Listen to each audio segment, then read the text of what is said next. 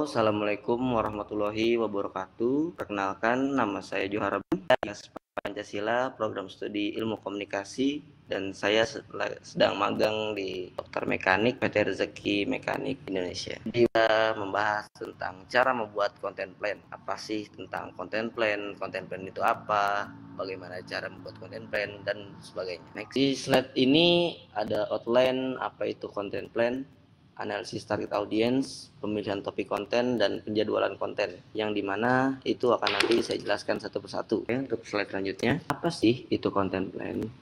Content plan adalah perencanaan pengembangan tujuan bisnis perusahaan. Perencanaan ini meliputi ide konten yang akan perusahaan buat sesuai dengan saluran pemasaran, hingga menentukan kapan waktu yang tepat untuk mengunggah konten tersebut. Oleh sebab itu, dalam proses perencanaan konten, perlu adanya market research atau riset market yang mendalam. Tujuan dari riset adalah mengetahui jenis konten seperti apa yang paling tepat sesuai target audience. Jadi bahasa simpelnya, content plan itu perencanaan kita untuk membuat konten dokter mekanik, yang dimana sosial medianya akan menuju pada otomotif. Untuk membuat konten plannya ya seputar tentang otomotif, seperti pemakaian rutin mobil, atau rawatan setiap hari motor, atau ya seputar otomotif lainnya. Bisa kendaraan, bisa juga transportasi, dan yang lainnya. Tergantung kebutuhan dari perusahaannya juga sih. Oke, untuk next selanjutnya. Apakah content plan itu penting untuk bisnis? Kalau menurut saya pribadi sih penting, karena content plan menawarkan beberapa manfaat seperti mengatur strategi pemasaran, menjangkau target audiens, menjaga konsistensi, publikasi, konten teratur, identifikasi kesenjangan konten. Nah, strategi pemasaran ini, content plan itu juga sangat penting karena kita juga dapat memberikan apa yang ingin kita sampaikan kepada audiensnya. Jadi semisal kita membuat content plan misalkan untuk edukasi, atau untuk branding, atau untuk pemasaran, nah kita bisa untuk mengaturnya seperti apa. Kayak misalnya kita ingin buat branding perusahaan kita nih, nah kita ikuti atau research gimana nih caranya membuat konten perusahaan kita agar branding. Nah, nanti akan saya jelaskan. Untuk selanjutnya, analisis target audience. Analisis target audience juga salah satu yang penting menurut saya dalam content plan, yang dimana itu terdapat demografi, psikografi, lokasi, dan pilihlah dua pengintegrasi paling sedikit. Yang dimana demografi adalah kriteria yang Anda gunakan untuk menggambarkan bagian tertentu dari populasi. Lalu psikografi itu minat dari sikap, opini, dan lokasinya, dan sebagainya. Yang dimana target analisis audiens ini menjadi penting itu kenapa sih? Karena kita harus riset dulu nih audiens kita, range age-nya tuh berapa. Semisal kan dokter mekanik itu dari angka lulus lah sampai teknik. Jadi sekisaran 17 sampai 20-an. Nah, kita harus riset dulu nih target kita dengan cara ya kita mengenali pasarnya dulu. Caranya menganalisis audiens ya dari umur juga bisa, dari peminatan juga bisa, dan dari training juga bisa. Oke, selanjutnya ada pemilihan topik konten, yang dimana itu Quora dan Reddit. Apa sih Quora Reddit itu? Quora Reddit adalah situs tanya jawab, sedangkan Reddit adalah situs komunitas. Lalu riset dan dari sosial media, yang dimana riset sosial media itu penting karena kita harus meriset sosial media mana yang kita ingin pakai untuk branding dari perusahaan kita. Apakah Instagram, Facebook, TikTok, atau LinkedIn, atau yang media sosial lainnya. Lalu ada Pinterest. Pinterest adalah menurut saya berbagai macam ide yang dimana itu buat jadi gambaran untuk kita membuat content plan, untuk membreakdown per konten, untuk bukan saling sih, lebih ke sharing-sharing, kita ingin mau kayak gimana, kita mau model kayak gimana. Jadi Pinterest adalah salah satu rekomen untuk kita mendapatkan ide untuk membuat content plan. Selanjutnya yang terakhir, inspirasi dari blog, karena dia lebih banyak relasinya, lebih banyak yang menggunakan, lebih banyak yang update di sana. seperti web-web atau breaking news atau website-website lainnya atau jurnal mungkin ya. Selanjutnya ada penjadwalan konten, dan ini adalah set atau rundown lah bisa dibilang dalam membuat konten. Yang pertama, content plan. Kita membuat content plan, kita membuat kerangkanya, kita buat strateginya, kita mau bikin seperti apa, itu tuh namanya content plan. Jadi kita merancang dulu nih strateginya. Semisal kita mau bikin konten tentang Valentine atau hari-hari penting yang kita semua udah pada tahu, kita buat nih konten plan. Contohnya seperti dokter mekanik buat konten apa sih di Idul Adha.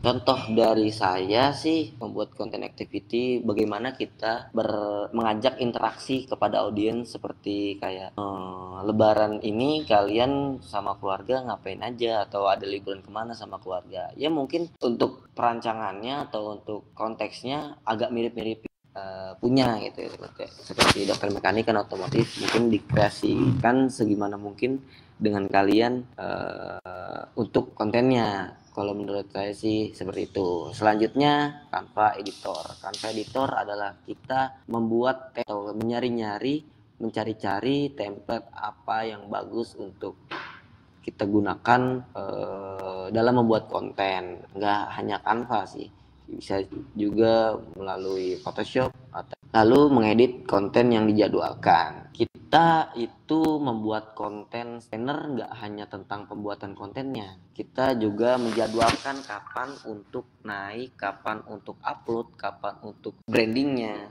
Jadi kita harus tahu juga nih, kita kapan sih kita mau update konten Valentine, kapan sih kita juga harus riset nih Valentine tuh kapan, di bulan Februari, bla bla bla bla.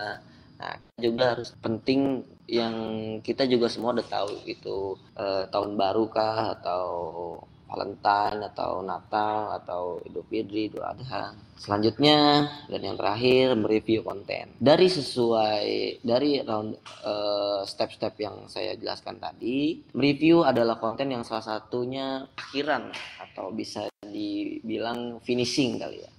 Karena setelah kita membuat konten dan mengupload konten, penting karena kita harus melihat nih kontennya ini, kita lihat dari pandangan audiens, bukan dari pandangan kita yang sebagai social media spesialis atau content planner, yang dimana kita berpandangan seperti audiens pada umumnya.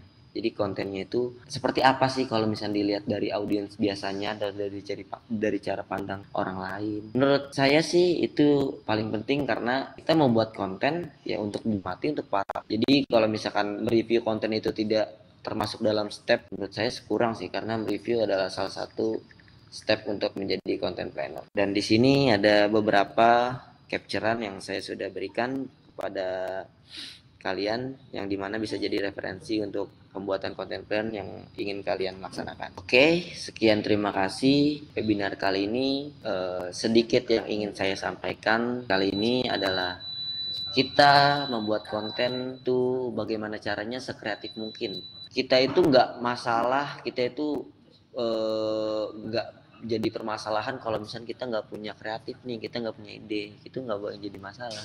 Karena di dunia digital seperti sekarang sudah banyak banget ide-ide yang bisa kita buat untuk menjadi content planner. Kayak tadi yang saya sudah jelaskan, dari Pinterest atau dari blog atau dari web atau dari manapun atau dari sosial media manapun, itu bisa menjadi pandangan untuk kita membuat konten yang sekreatif. Ya, untuk pertama kali sih kita nggak ada salahnya ya, kalau lagi dalam belajar kita nggak ada salahnya untuk melihat konten-konten orang lain sebagai contoh, karena itu adalah salah satu langkah awal untuk menjadi content planner. Dan saran dari saya, jangan takut untuk sekreatif mungkin, jangan takut untuk berimajinasi, jangan takut mengaspirasikan ide kalian, karena menurut saya ide adalah nggak dapat dibeli dalam uang saja, karena ide itu adalah suatu kekayaan.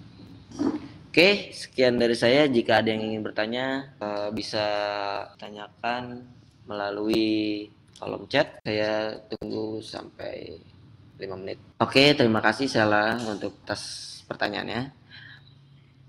Bagaimana sih mempertahankan audiens dan caranya bagaimana? Caranya itu kalau menurut saya pribadi ya, dari jadi social media spesialis adalah kita membuat kontennya jangan terlalu monoton atau gimana sih boringnya tuh. Misalkan dari kontennya terlalu banyak copy, terlalu banyak teks, terlalu banyak kata-kata. Jadi kita nih yang audiens biasa tuh ngerasanya kayak banyak banget nih, males banget membaca. Jadinya bisa dialihkan dengan visual atau ya konten-konten yang lebih menarik lainnya seperti atau big motion atau story atau reels atau yang lainnya. Oke, apakah menjawab Mbak Ella? Oke, Mbak, sama-sama. Untuk para teman-teman yang lainnya, apakah ada yang ingin ditanyakan? Oh ya, Mas Fikri, terima kasih Mas. Kalau sudah jelas, bolehkah saya akhiri webinar ini? Jika ada yang kan karena ini kesempatan terakhir. Oke, jika tidak ada yang ingin bertanya, saya akhiri ya. Sekian webinar saya Johar Barsyam kali ini. Kurang lebihnya mohon maaf. Wabillahi taufiq wal hidayah. Wassalamualaikum warahmatullahi wabarakatuh. Selamat siang semuanya. Bye.